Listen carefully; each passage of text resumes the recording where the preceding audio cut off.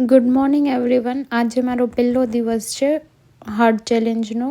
તો I am going to gym and sheet 87.55. Like મેં વિચાર્યું નહોતું કે મેં 2 દિવસ સુધી હું બહારનું જમી તે એના માટે મારું વેઇટ 86માંથી 87.55 પહોંચી જશે.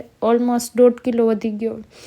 બટ ઇટ્સ ઓકે, હું ઓછું કરી લઈશ, મને ટ્રસ્ટ છે ખુદ પર. તો આજે મારા વર્કઆઉટમાં બાયશેપ હતા, તો મેં થોડુંક વોર્મઅપ કરીને બાયશેપમાં લાગી ગઈ.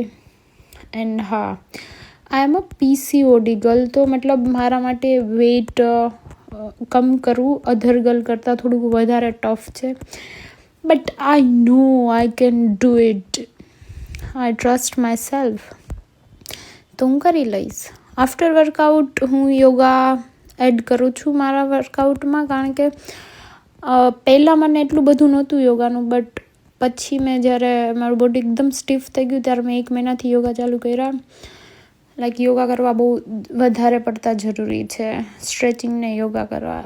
લાઈક એ આપણી સંસ્કૃતિમાં દર્શાવે છે કે યોગા કરવા જરૂરી છે. તો તમે તમારા વર્કઆઉટમાં યોગા જરૂરથી એડ કરજો.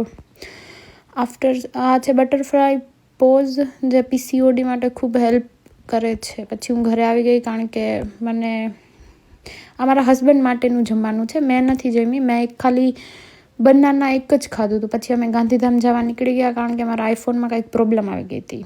તો એના પછી અમે ઝુડિયોમાં ગયા, જ્યાંથી મેં થોડુંક લિટલ બીટ શોપિંગ કર્યું. પછી અમે ઘરે આવી ગયા. લાઈક કેટલું બધું ફ્રૂટ લીધું જ મેં મારા માટે. ટ્રેક ને કાજલ જ લીધું છે મેં જસ્ટ. પછી રાતે મેં તીખારીને રોટલો ખાધો, કારણ કે આખો દિવસ જમીને